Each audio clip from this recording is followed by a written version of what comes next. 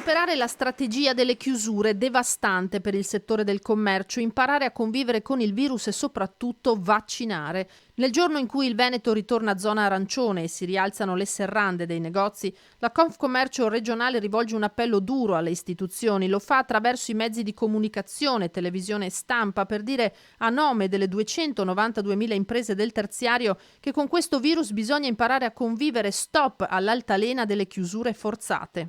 Penso che sia sotto gli occhi di tutti che ormai le nostre imprese sono al collasso, non hanno più neanche la possibilità né economica ma anche psicologica di poter andare avanti. In queste condizioni sfido qualsiasi imprenditore a resistere.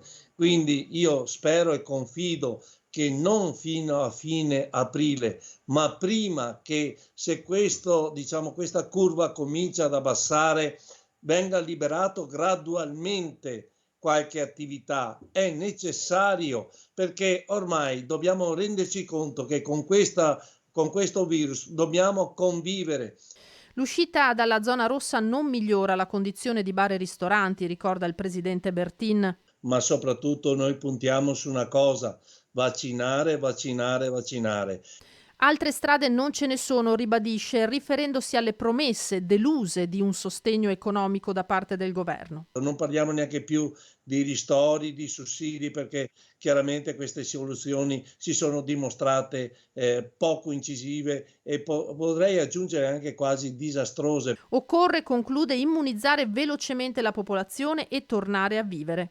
Altri paesi che stanno correndo molto più veloci di noi stanno già pensando al passaporto sanitario per potersi muovere. Noi invece siamo ancora al palo, bloccati e non sappiamo ancora quando riusciremo a vaccinare la nostra popolazione. Questa è la grande vergogna di questo paese.